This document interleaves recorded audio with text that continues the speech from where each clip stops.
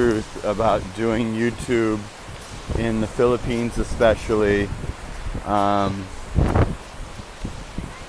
When you get to a certain point, probably around the 5,000-10,000 subscriber area, or if you get some big videos or you get some big support behind your channel, you're gonna need to be mentally ready for it.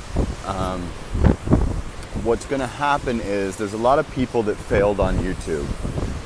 YouTube is not for everybody. Not everyone's gonna take to your videos. A lot of people struggled and, will never get monetized, or they will end up making, $40 a month or $100 a month or something. And they have dreams of being, a Tim K or a Old Dog or a Filipina P, and it's just not in the cards for them. YouTube is a grind. You're gonna need to get 1,000 subscribers. You're going to need to get 4,000 watch hours, which is really the tough part. The subscribers could come, especially being a favorable location like the Philippines, but the 4,000 watch hours is gonna be tough. So a lot of people won't get there. You need that within 12 months.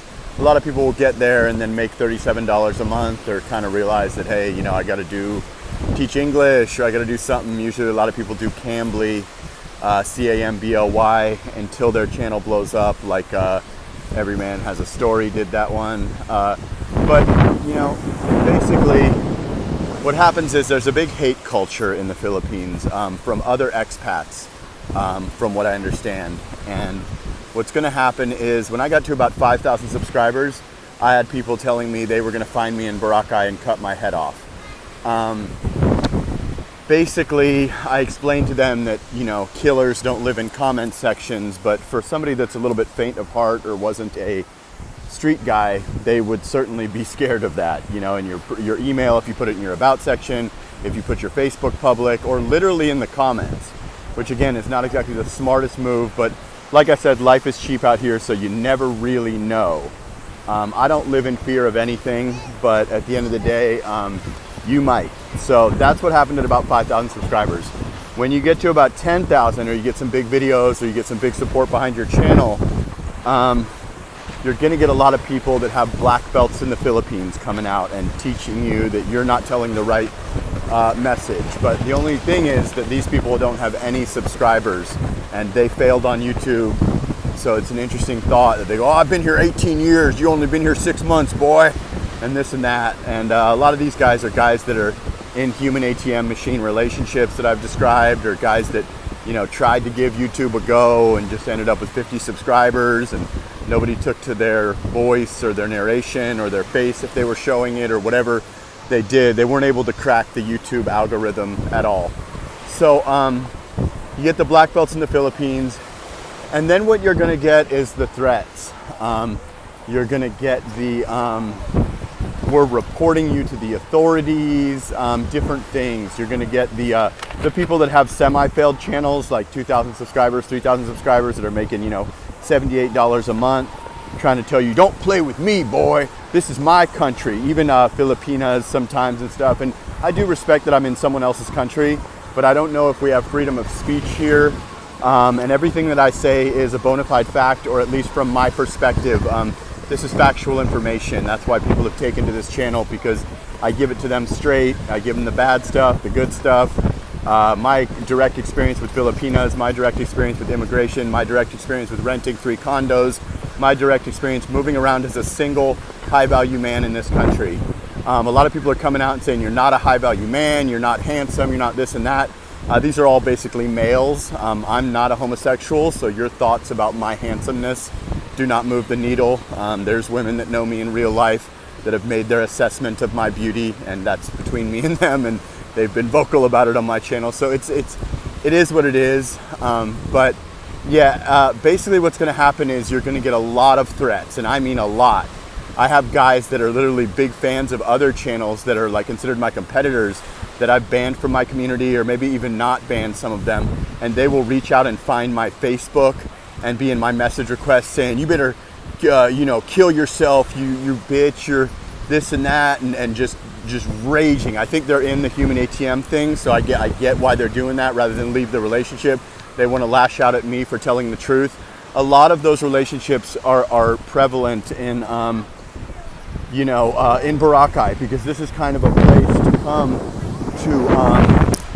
to spoil that girl. If you get a girl that's way out of your league and you're a heavy guy, or you're a guy that's 80 years old, the dream vacation of all dream vacations, because no one in their family's ever been here, is Boracay Island. This is an absolute paradise. It's a stormy day, but this is a hell of a beauty, okay? So in order to get maybe your first chance to sleep with them, if they're not withholding till marriage and kind of treating you like a beta, is Boracay. You could be denied in Cebu when you first meet her, or in her province or whatever. And if you do the Boracay trip, I see them on the plane every time. I see them walking around.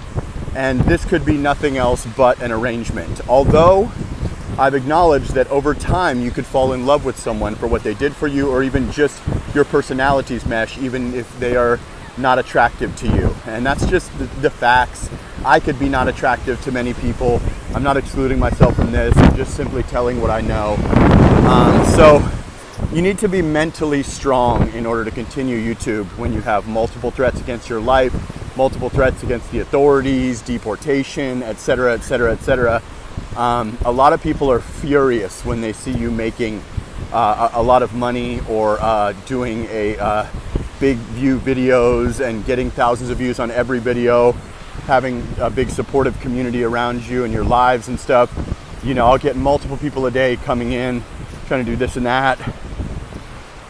People are really, really, really punching air and really upset. I came out of nowhere, and I'm about to crack 22,000 subscribers in 5 months.